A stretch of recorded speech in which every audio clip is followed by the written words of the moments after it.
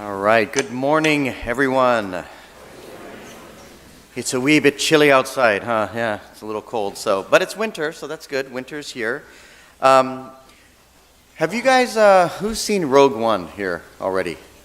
Not that many of you, huh? Neither have I haven't seen it. Was it good? Did you like it? Was it good? Okay, we got a thumbs up. That's the new Star Wars movie, in case you, okay, well. Who saw Allegiance? Did you guys like it? Do you guys know what Allegiance is about? It's I think George Takei was involved in this Broadway musical, and it was about the internment camps, right? And for one night only, I think it was last Tuesday, they showed it in all of the theaters, and it was really, really good. I really enjoyed it. So if it ever comes through Sacramento or you get to see another, movie of it, I really recommend you check it out. It was really good. All right, that had nothing to do with anything, as always. Okay, we had a lot of talking today. It's been really long, but you know what? Before we begin today, okay, I'm going to count to 3, so don't do anything yet. I'm going to give you the instructions first. After I count to 3, I want you all to do something different this morning. I want you all to stand up. I want you to turn around, turn to your side, turn wherever you got to turn. Shake hands with someone you do not know. Shake hands. If you got to go one row over, go one row over. Shake hands with someone you do not know. Tell them your name and tell them what you do or what you used to do. Okay? Turn to your left, turn to your right, go behind you, go wherever you got to go. Do this with at least minimum 3 people. Minimum 3. You have 60 seconds. 1, 2, 3.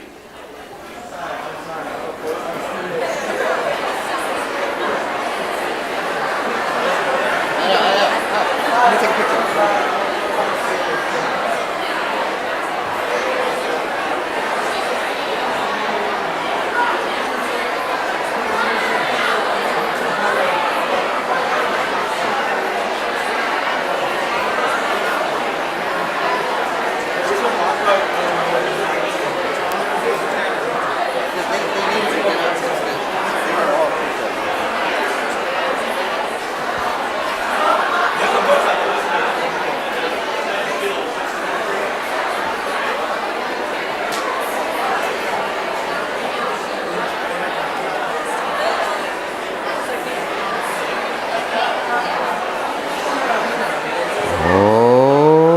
Okay.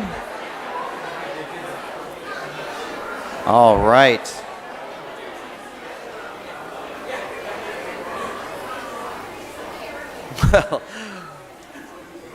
Well done.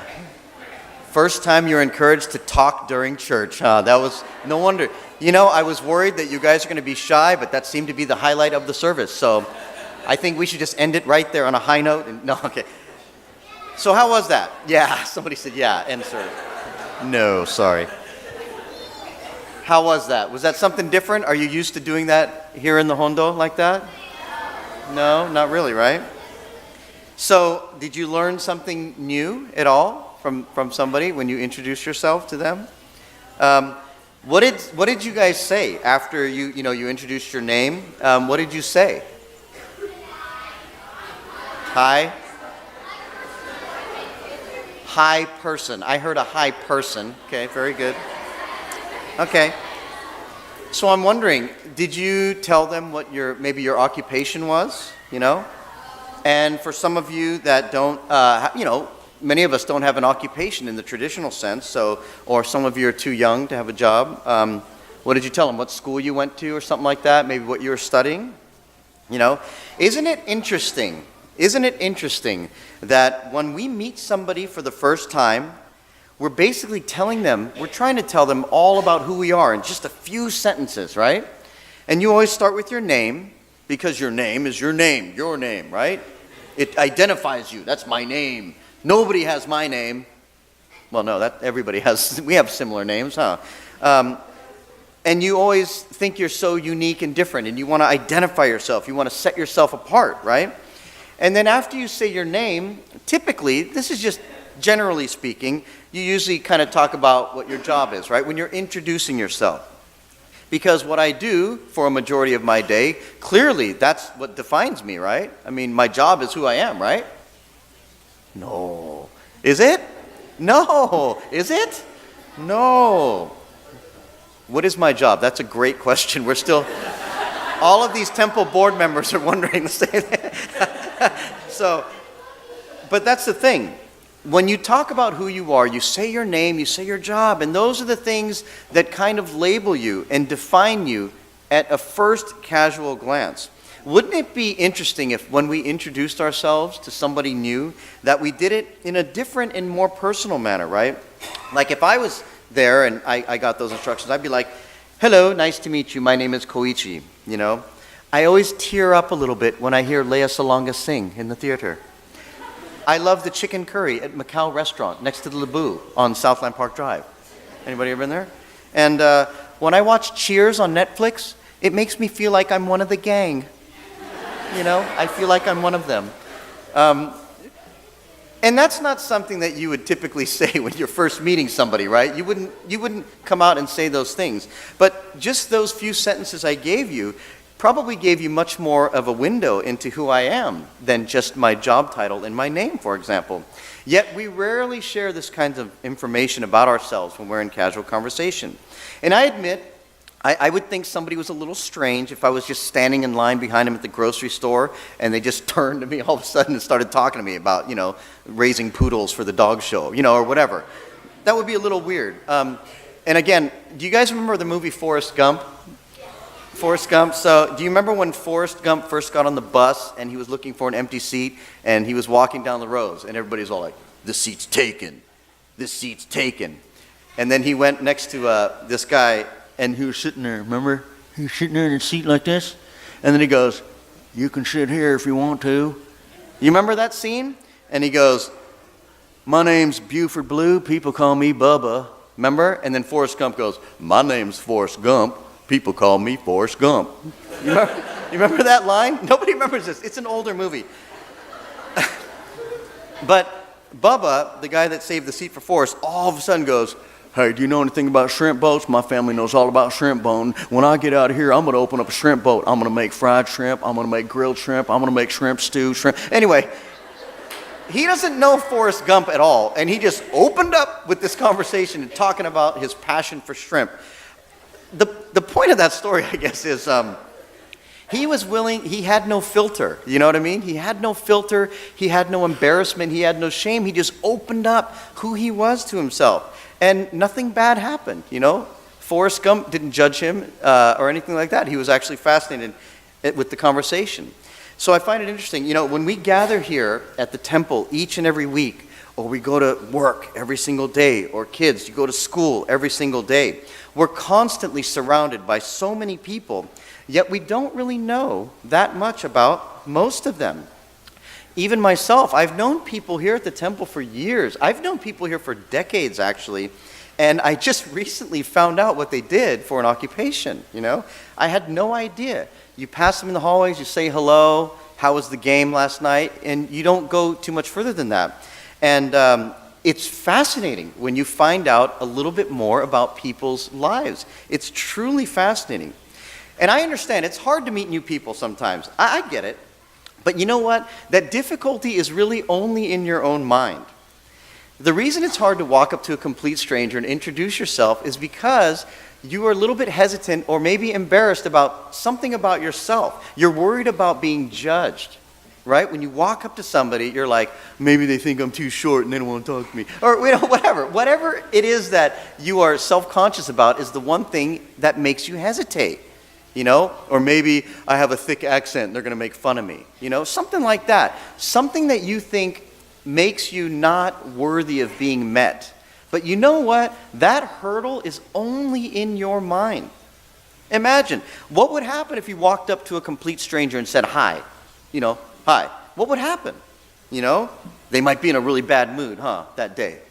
Or they might not want to talk to you. Or they might not want to, you know, say hi. Or they might just say hi right back. And more often than not, that's going to be the case. You should try this. You should just try this and go, hi.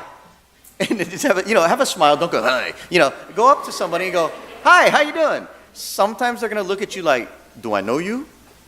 But chances are, if you just go, hi, how you doing?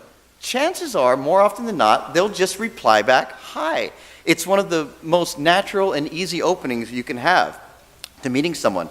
So if you can't meet someone new at your temple of all places, where can you do that? So that's why I wanted to encourage you all to do that this morning. Turn and meet someone new.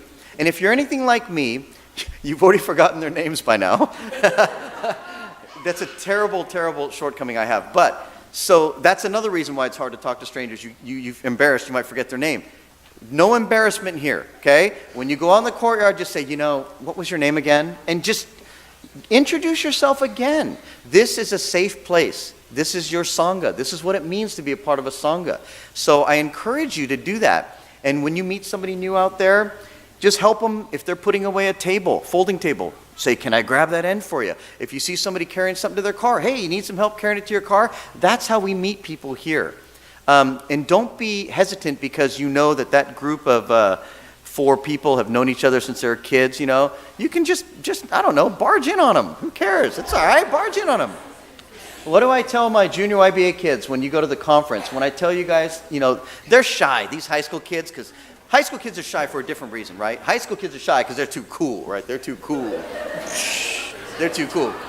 We're shy because we're kind of just shy, right? But they're shy because they're too cool. And I tell them, when you go to a conference and you meet new people, this is the advice I give them. Don't walk up. I just told you to walk up and say hi, right?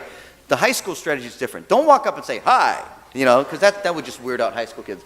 I always tell them, what do I tell you? Go in mid-conversation. So if someone's talking, just walk up next to him like you were there the whole time.